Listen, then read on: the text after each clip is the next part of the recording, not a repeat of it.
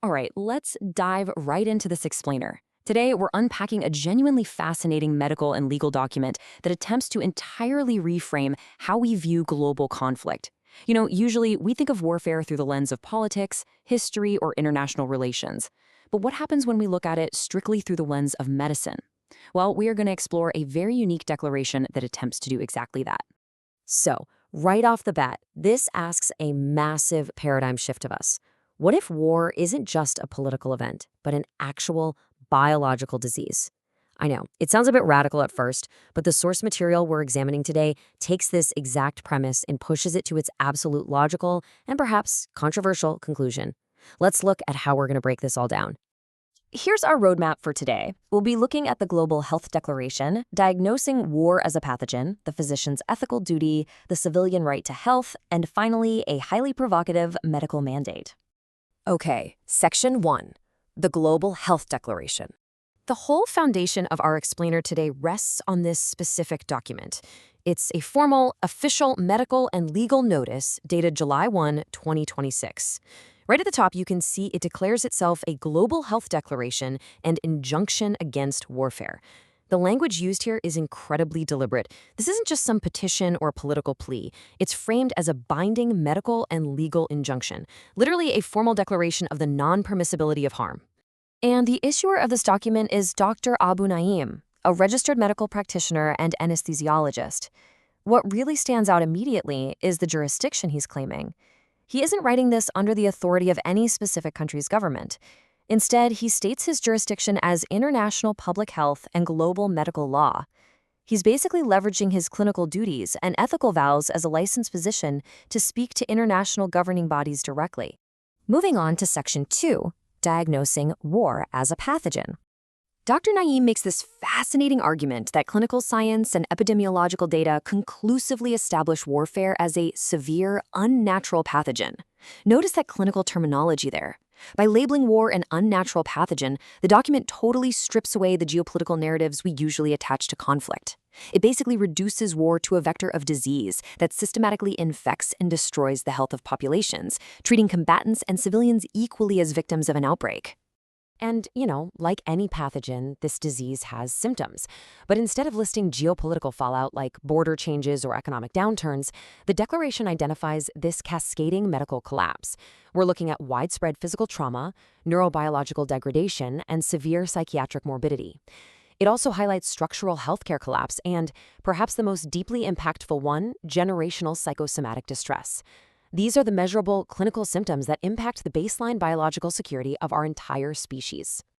Section 3, the physician's ethical duty. So, what's a doctor's actual job? The text notes that a medical practitioner is fundamentally responsible for preserving life, mitigating pain, and maintaining physiological stability. These are the absolute core tenets of the medical profession. However, warfare inherently and deliberately destroys all three of those pillars. The document argues that a doctor cannot simply stand by and treat the wounds of war after the fact, because doing that completely ignores the root cause of the trauma. This part right here brilliantly illustrates the doctor's absolute vow. Written in bold, capitalized letters in the original text, this is a strict refusal to accept preventable health damage as a byproduct of politics. The physician is drawing a massive line in the sand, stating that no political expediency or international dispute justifies the deliberate infliction of this pathogen on the human body and mind. That brings us to Section 4, the civilian right to health. Now, here is where the ethical tension really peaks. The core of this argument is that to ensure the health is the doctor's duty.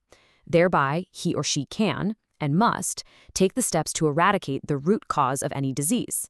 You don't just treat the cough, you cure the infection.